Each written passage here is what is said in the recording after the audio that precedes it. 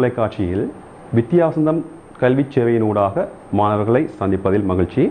அந்த வகையில் தரமேலில் அலகு எட்டில் புவியினதும் விண்வெளியின் தன்மை பற்றி நாங்கள் கற்க இருக்கின்றோம். கற்க இருக்கும் விடயத்தை கற்றல் பேறுகளை பார்ப்போம். புவியின் தன்மை, புவியின் மேற்பரப்பு, புவியின் உட்பகுதியில் 3 விடயங்களை நாங்கள் பார்க்க இருக்கின்றோம். புவியோடு, மென்மூடி, அகனி, புவித்தட்டு. இந்த 4 பகுதிகளையும் நாங்கள் கேட்பதன் மூலம் முழு பாடத்தையும் நாங்கள் அறியக்கூடியது. புவியை பற்றி நாங்கள் தரம் 6 கற்றிருக்கின்றோம். அதற்கு நாங்கள் சிறிய காணொளியை காண்பதன் மூலமாக முழு விளக்கத்தையும் அறிய வேண்டும். மாணவர்களே, இந்த காணொளியின் மூலமாக நீங்கள் அறிந்து கொள்ள வேண்டிய விடயங்களை அவதானியுங்கள். நான் அதனை குறிப்பாக இதன் பின்னர் குறிப்பிடுகின்றேன்.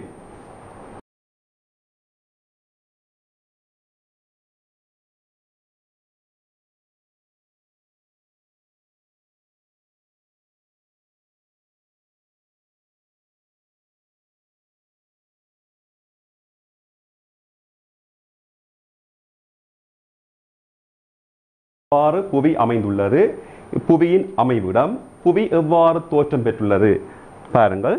புவி கோள வடிவானது என்பதனை இந்த காணொளியின் மூலமாக நீங்கள் அறிந்திருப்பீர்கள். சூரியனிலிருந்து 3வது கோளாக அமைந்திருக்கின்றது. அதே போல புவியானது 4.57 பில்லியன் வருடங்களுக்கு முன்னர் தோன்றியதாக விஞ்ஞானிகள் குறிப்பிடுகின்றனர். அதே போன்று புவியில் உயிரினங்கள் 3.5 பில்லியன் வருடங்களுக்கு முன்னர் தோன்றியதாக சொல்லப்படுகின்றது. அதே போன்று புவியின் விட்டம் 12,760 கிலோமீட்டர். இது முக்கியமான விடயம். இதுவரை கண்டறியப்பட்ட கோள்களில் புவியில் மாத்திரமே உயிரினங்கள் வாழ்வதாக கண்டறியப்பட்டுள்ளது. இதற்கான காரணம் உங்களால் சொல்ல முடியுமா? ஆம், புவியில் உயிரினங்கள் வாழ்வதற்கு புவி குறிப்பிட்ட தன்மைகளை தன்னகத்தே கொண்டுள்ளது. அது எவ்வாறு என இப்போது பார்ப்போம். புவியில் அங்கிகள் வாழ்வதற்கான காரணங்கள்: திரவ நிலையில் நீர் காணப்படுதல். கடந்த ஆண்டுகளில் உங்களுக்கு தெரியும், செவ்வாய் கிரகத்திற்கு சென்று ஆராய்ச்சிகள் மேற்கொள்ளப்பட்டது. நீர் உண்டு அல்லது இல்லை என விஞ்ஞானிகள் தொடர்ந்து ஆராய்ந்து கொண்டிருக்கின்றார்கள். அந்த வகையில் திரவ நிலையில் நீர் காணப்படுதல் முக்கியமான ஒரு விடயம். அதே போன்று உயிரினங்கள் வாழ்வதற்குரிய தட்பவெப்பநிலை புவியில் மாத்திரமே காணப்படுகின்றது.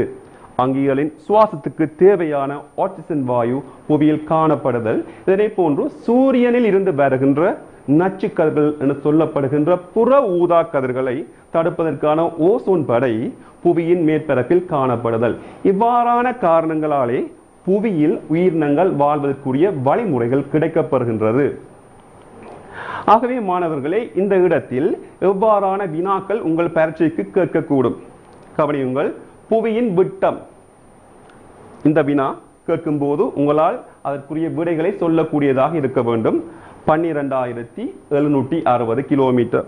அதே போன்று புவியில் அங்கிகள் வாழ்வதற்கு அடிப்படையாக அமைந்த காரணங்கள் நான் குறிப்பிட்டுள்ளேன். கவனியுங்கள். திரவ நிலையில் நீர் காணப்படுதல், அதே போன்று தட்பவெப்பநிலை, அங்கிகள் வாழ்வதற்குரிய தட்பவெப்பநிலை, ஓசோன் படை காணப்படுதல் போன்ற அடிப்படையாக அமைந்த விடயங்கள் உயிரங்கிகள் புவியில் வாழ்வதற்கு அமைந்த காரணிகளாக அமையும். அடுத்ததாக மாணவர்களே, நாங்கள் பார்க்க இருக்கும் விடயம் புவியின் மேற்பரப்பு.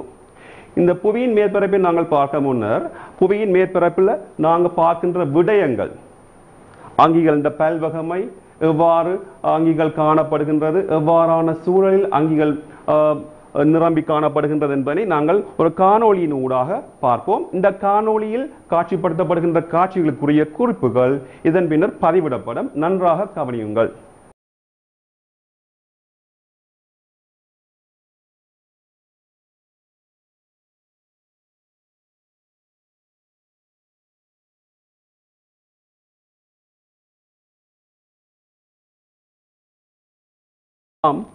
இந்த காட்சியில் நீங்கள் அறிந்த விடயங்கள். பொதுவாக ஞாயிற்று தொகுதியில் புவியில் மாத்திரமே உயிரினங்கள் வாழ்கின்றது. இந்த உயிரின அமைப்பானது வேறுபட்ட சூழலில் காணப்படுகின்றது. உதாரணமாக ஆறுகள், கடல், காடு போன்றவற்றில் அதிக உயிரினங்கள் காணப்படுகின்றது. இந்த சூழல் தொகுதியானது வெவ்வேறாக புவியில் காணப்படுகின்றது என்பதை நீங்கள் அவதானிக்கக்கூடும். ஆகவே உயிரினங்கள் புவியோட்டில் மாத்திரமே காணப்படும் என்பதனை நீங்கள் அறிந்து கொள்ள வேண்டும். ஆகவே மாணவர்களே, நாங்கள் அடுத்ததாக பார்க்க இருக்கும் விடயம் புவியின் உட்பகுதி.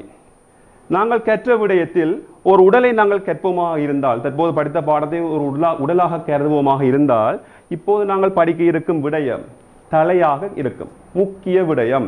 இந்த விடயம்தான் பரீட்சைகளில் அதிகமாக வினாக்களுக்கு கேட்கப்படுகின்ற விடயமாக இருக்கும். அந்த வகையில் புவியின் உட்பகுதியானது 3 பகுதிகளாக பிரிக்கப்பட்டு காணப்படும். இந்த அருகில் உள்ள படத்தை பாருங்கள். புவியோடு, மென்மூடி, அகனி. புவியோடு, மென்மூடி, அகனி போன்ற 3 பகுதிகளாக பிரிக்கப்பட்டு காணப்படும். இந்த பகுதிகளை நாங்கள் இலகுவாக ஞாபகப்படுத்திக் கொள்வதற்காக செயற்பாடு, பாடசாலை சூழலிலோ அல்லது வீட்டு சூழலிலோ மேற்கொள்ளக்கூடிய செயற்பாடை நாங்கள் அடுத்ததாக பார்ப்போம். இந்த செயற்பாட்டின் முடிவில் நான் கூறுகின்ற விடயத்தை அவதானியுங்கள். இந்த செயற்பாடு சிறிய காணொலியாக காட்சிப்படுத்தப்படுகின்றது.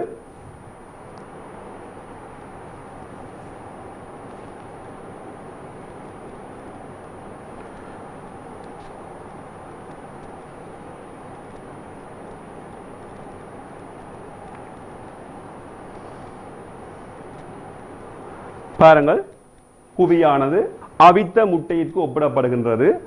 முட்டையின் வெளிப்புறத்தே ஓடு காணப்படுவது போல புவியின் வெளிப்பகுதியில் புவியோடு காணப்படும். அதனை போன்று முட்டையின் வெண்கருவானது புவியின் மென்மூடிக்கு ஒப்பிடப்படுகின்றது. முட்டையின் மஞ்சள் கரு அகனி பகுதிக்கு ஒப்பிடப்படுகின்றது. இதனை நீங்கள் பார்க்கக்கூடியதாக அமையும். பாருங்கள், முட்டையோடு புவியோட்டுக்கு ஒப்பிடப்படுகின்றது. முட்டையின் வெண்கரு புவியின் மென்மூடிக்கு ஒப்பிடப்படுகின்றது. முட்டையின் மஞ்சள் கரு புவியின் அகனிக்கு ஒப்பிடப்படுகின்றது. இது ஞாபகப்படுத்தலுக்கு இலகுவாக அமைந்த ஒரு செயற்பாடு. ஆகவே மாணவர்களே, நாங்கள் ஞாபகப்படுத்துகின்றேன். புவியின் தன்மை பற்றி நாங்கள் அறிந்தோம். அதனை போன்று புவியின் மேற்பரப்பை பற்றி நாங்கள் கேட்டிருந்தோம். அதனை போன்று புவியின் உட்பகுதியில் காணப்படுகின்ற விடயத்தை அறிந்தோம். முதலாவதாக நாங்கள் பார்க்க இருக்கும் விடயம், அடுத்து பார்க்க இருக்கும் விடயம் புவியோடு.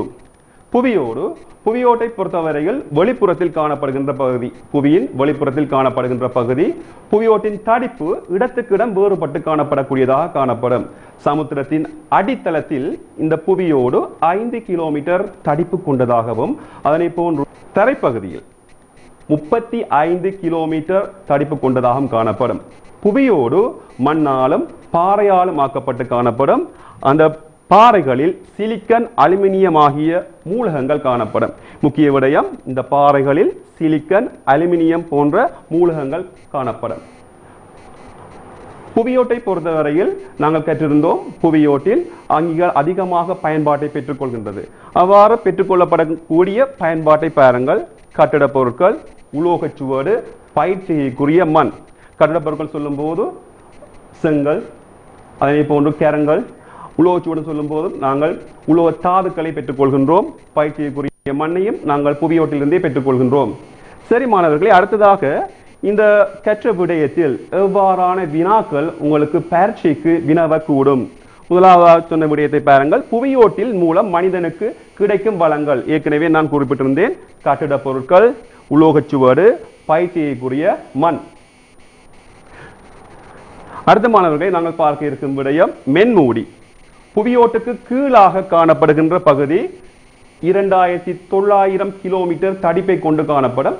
திண்ம பகுதி சிலிக்கன், மெக்னீசியம், இரும்பு போன்ற பாறைகளை கொண்டு காணப்படும். முக்கியமாக கவனியுங்கள், சிலிக்கன், மெக்னீசியம், இரும்பு போன்ற பாறைகளை கொண்டு காணப்படும். கற்கோளமானது தனித்தனியாக அசையக்கூடிய புவித்தட்டுக்களால் ஆக்கப்பட்டு காணப்படும். மென்மூடியின் கீழ்ப்பகுதி இலகிய திரவத்தன்மையான பாறையாக காணப்படும். இந்த விடயத்தை நீங்கள் நன்றாக நினைவுபடுத்திக் கொள்ள வேண்டும். மென்மூடியின் கீழ்ப்பகுதி திரவத்தன்மையான பாறைகளை கொண்டு காணப்படும். அந்த வகையில் அடுத்ததாக நாங்கள் பார்க்க இருக்கும் விடயம் அகனி. புவியின் உள்ளான பகுதி, மத்தியில் காணப்படும் பகுதி. இதன் தடிப்பு 3500 கிலோமீட்டர். அகனியின் மேற்பகுதி திரவ நிலையில் காணப்படும். இரும்பு, நிக்கல் போன்ற உலோகங்களை இந்த பகுதி கொண்டு காணப்படும். அதே போன்று அகனியின் கீழ்ப்பகுதி திண்ம நிலையில் காணப்படும். இந்த அகனியின் வெப்பநிலை பொதுவாக கவனியுங்கள் மாணவர்களே. இந்த வெப்பநிலை 4400 தொடக்கம் 5000 பாகை செல்சியஸாக காணப்படும். இது சூரியனின் மேற்பரப்பு வெப்பநிலைக்கு ஒப்பாக காணப்படுகின்றது. சூரியனின் மேற்பரப்பு வெப்பநிலைக்கு ஒப்பாக காணப்படுகின்றது. சரி மாணவர்களே, அடுத்ததாக நாங்கள் கற்ற 3 விடயங்கள், அதாவது புவியின் உட்கட்டமைப்பில் அவதானித்த 3 விடயங்கள், அந்த விடயங்களை உங்கள் பாடசாலையில் காணப்படும் புத்தகத்தில் உள்ள விடயத்தை நான் அட்டவணையாக காட்சிப்படுத்தியுள்ளேன். நன்றாக கவனியுங்கள். புவியின் பகுதி, தடிப்பு, உள்ளடக்கம், அடங்கியுள்ள மூலகம், பேரமன். புவியோடு இதில் காணப்படுகின்ற விடயங்கள்: சமுத்திரத்தின் அடியில் 5 கிலோமீட்டர், தரையில் 35 கிலோமீட்டர், பாறைகள் மண் கொண்டு காணப்படக்கூடியதாக காணப்படுகின்றது, சிலிக்கன், அலுமினியம் போன்ற உலோகங்கள் காணப்படுகின்றது. பேரமன் மிக மெல்லிய படை. புவியோடு பொதுவாக புவியின் படைகளிலேயே மிகவும் மெல்லிய படை இந்த புவியோடு. அடுத்ததாக பாருங்கள், மென்மூடி 2900 கிலோமீட்டர் தடிப்பை கொண்டதாக காணப்படும். திண்மப்பாறையும் திரவப்பாறையும் காணப்படுகின்றது. சிலிக்கன், மெக்னீசியம், இரும்பு போன்ற உலோகங்கள் காணப்படுகின்றது. மேற்பகுதி திண்மப்பாறைகளாலும் கீழ்ப்பகுதி திரவ பாறைகளாலும் ஆக்கப்பட்டு காணப்படும். அடுத்ததாக நாங்கள் பார்க்க இருப்பது அகனி. 3500 கிலோமீட்டர் தடிப்பு கொண்டது. திரவ நிலையில் உள்ள இரும்பும் நிக்கலும் இதில் காணப்படக்கூடியதாக இருக்கின்றது. சூரியனின் வெப்பநிலைக்கு ஒப்பான வெப்பநிலை 4400 பாகை செல்சியஸ் தொடக்கம் 5000 பாகை செல்சியஸாக வெப்பநிலை காணப்படும். இதுவரை நாங்கள் கற்ற விடயம் புவியின் கட்டமைப்பு, உட்கட்டமைப்பில் காணப்பட்ட 3 பகுதிகள். இனி மாணவர்களை, அடுத்ததாக நாங்கள் பார்க்க இருக்கும் விடயம் அகக்கட்டமைப்பினை எவ்வாறு ஆராய முடியும். அதாவது இது அடிக்கடி பரீட்சைக்கு வருகின்ற விடயம். பொதுவாக 2 முறைகளில் அகக்கட்டமைப்பு ஆராயப்படுகின்றது. ஒன்று எரிமலை வெடிப்பு, அடுத்தது புவிநடுக்கம் தொடர்பான ஆய்வுகளின் போது இந்த அகக்கட்டமைப்பு பற்றி ஆராயப்படுகின்றது. இதை நாங்கள் சிறிய காணொளியின் மூலமாக காண்போம்.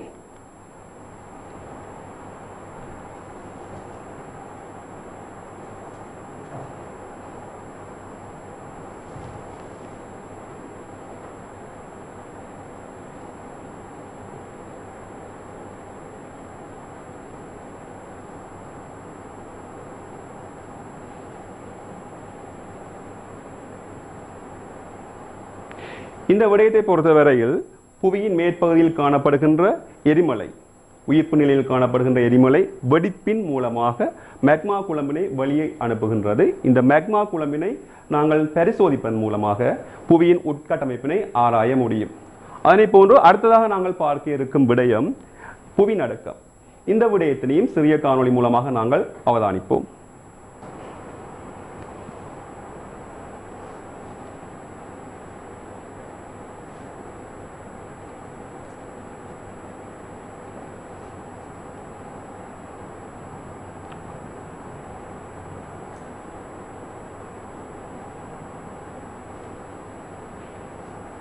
ஆம் மாணவர்களே, இந்த காணொளியில் நீங்கள் புவிநடுக்கம் எவ்வாறு உருவாகின்றது, அது மேற்பரப்பு அலை உட்பக்க அலையாக புவியினூடாக கடத்தப்படுகின்றதை நீங்கள் அவதானித்திருப்பீர்கள். அந்த அலையானது பெருமளவு சக்தியை கொண்டு காணப்படும் அலையாகும். இந்த அலை புவியினூடாக கடத்தப்படும் போது பாரிய நிலநடுக்கம் உருவாகும். இதன் போது பாரிய சேதமும் உருவாக்கப்படும். இந்த காணொளியின் மூலமாக நீங்கள் இதனை அவதானிக்க முடியும். ஆகவே மாணவர்களே, இந்த விடயம் சார்பாக உங்கள் பாடசாலை பரீட்சைகளில் எவ்வாறான வினாக்கள் கேட்கக்கூடும். புவியின் அகக்கட்டமைப்பு தொடர்பான தகவலை பெற்றுக்கொள்ளும் வழிகள் 2. நான் ஏற்கனவே இதனை குறிப்பிட்டிருந்தேன். ஒன்று எரிமலை வெடிப்பின் போது, அடுத்தது பார்த்தீர்களானால் புவிநடுக்கம் தொடர்பான ஆய்வின் மூலமாக நாங்கள் புவி தொடர்பான தகவலை நாங்கள் பெற்றுக்கொள்ள முடியும். ஆகவே நாங்கள் அடுத்ததாக பார்க்க இருக்கும் விடயம் புவித்தகடு அல்லது புவித்தட்டு என்று சொல்வார்கள். பொதுவாக புவி மேற்பரப்பு படைகளாக பிரிக்கப்பட்டு காணப்படும். இந்த படை ஏற்கனவே நான் குறிப்பிட்டிருந்தேன், ஒரு முட்டை மேற்பரப்பை ஒத்ததாக காணப்படும். பல தரப்பட்டவாறு வெடிப்பாக காணப்படும். அந்த வெடிப்புகள் ஒவ்வொன்றும் இங்கு நாங்கள் கற்பனை செய்யும் போது புவித்தகடு அல்லது புவித்தட்டு என்று நாங்கள் சொல்லக்கூடியதாக அமையும். அந்த வகையில் புவி மேற்பரப்பு தகடுகளாக, தட்டுக்களாக பிரிக்கப்பட்டு காணப்படும். இந்த தகடு புவியின் கீழ்ப்பகுதியில், திரவ பகுதியில் மிதந்தவாறு காணப்படும். புவியின் கீழ்ப்பகுதியில், மென்மூடியின் கீழ்ப்பகுதியில் மிதந்தவாறு காணப்படும். புவித்தகடு பிரதானமாக 6 தகடுகளை கொண்டு காணப்படும். பசிபிக் தகடு, வட அமெரிக்க, தென் அமெரிக்க தகடு, யுரேஷியன் தகடு, ஆபிரிக்க தகடு, ஆஸ்திரேலிய, இந்திய தகடுகள், அந்தார்டிக் தகடுகள். இலங்கையை பொறுத்த வரையில் இலங்கை ஆஸ்திரேலிய இந்திய தகட்டில் அமைய பெற்று காணப்படுகின்றது. அதனை போன்று புவித்தகடு சிறிய 8 தகடுகளையும் கொண்டு காணப்படுகின்றது. மொத்தமாக 14 தகடுகள் காணப்படுகின்றது. புவியில் பிரதானமாக 6 தகடுகளும் சிறிய 8 தகடுகளும் காணப்படுகின்றது. மொத்தமாக 14 தகடுகள் காணப்படுகின்றது. அந்த வகையில் புவித்தட்டுகளின் அசைவை நாங்கள் ஆராய்வோம். புவித்தட்டுகள் ஒன்று சார்பாக இயங்கும் தன்மையை கொண்டு காணப்படும். வருடம் ஒன்றுக்கு 1 சென்டிமீட்டர் தொடக்கம் 2 சென்டிமீட்டர் தூரம் அசையக்கூடிய தன்மை காணப்படும். இது 3 முறைகளில் அசைவை காண்பிக்கும். ஒன்றிலிருந்து ஒன்று விலகி அசைதல், தட்டுக்கள் ஒன்றிலிருந்து ஒன்று விலகி அசைதல், ஒன்றை ஒன்று நோக்கி அசைதல், புவித்தட்டுகள் ஒன்று வழுக்கி அசைதல், 3 முறைகளில் அசைவை காண்பிக்கும். ஒன்றிலிருந்து ஒன்று விலகி அசைதல், ஒன்றை ஒன்று நோக்கி அசைதல், ஒன்றுடன் ஒன்று வழுக்கி அசைதல். இது முதலாவதாக நாங்கள் பார்க்க இருக்கும் விடயம் புவித்தட்டு ஒன்றிலிருந்து ஒன்று விலகி அசைதல். இதை நீங்கள் சிறிய காணொளி மூலமாக பாருங்கள். எவ்வாறு இத்தட்டானது விலகி அசைகின்றது.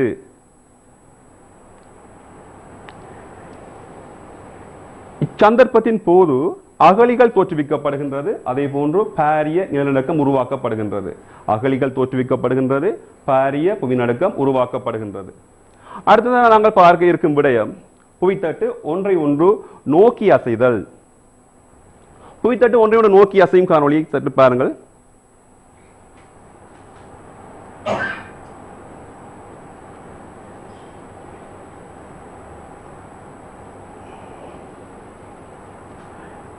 இந்த சந்தர்ப்பத்திலும் கூட மோதுகை ஏற்படும் சந்தர்ப்பத்தில் பாரிய புவித்தகட்டு நகர்வு ஏற்பட்டு நிலநடுக்கம் ஏற்படக்கூடிய வாய்ப்பு காணப்படுகின்றது. இச்சந்தர்ப்பமும் ஒரு தகடானது கீழே செல்லும், மற்றைய தகடு மேலே செல்லக்கூடிய தன்மை காணப்படும். இச்சந்தர்ப்பம் நிகழும் போது ஒரு தகடு கீழே செல்லக்கூடியவாறும் மற்றைய தகடு மேலே செல்லக்கூடியவாறும் காணப்படும். இந்த சந்தர்ப்பத்திலும் புவிநடுக்கம் ஏற்படும். அடுத்ததாக நாங்கள் பார்க்க இருக்கும் விடயம் புவித்தகடு ஒன்று வழுக்கி அசைதல். இந்த காணொளியை காண்பதன் மூலமாக நாங்கள் அதனை அறிய முடியும்.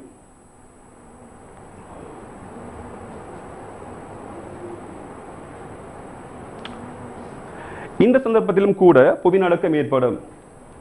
இது இயற்கையில் நாங்கள் காணப்படக்கூடிய நிலைகளையும் நாங்கள் அறிந்து கொள்ளக்கூடியதாக இருக்கும். சரி மாணவர்களே, நாங்கள் கற்ற விடயத்தை மீண்டும் ஒரு தரம் ஆராய்வோம். நாங்கள் இதுவரை படித்த விடயங்கள் புவியின் தன்மை, புவியின் மேற்பரப்பு, புவியின் உட்பகுதியில் காணப்படுகின்ற 3 பகுதிகள், புவியோடு, மென்மூடி, அகழி, அதனை போன்று புவித்தட்டின் நகர்வு சம்பந்தமான விடயங்களை ஆராய்ந்தோம். அடுத்து வரும் நிகழ்ச்சியில் இன்னும் ஒரு பாடத்துடன் சந்திக்கும் வரை நன்றி.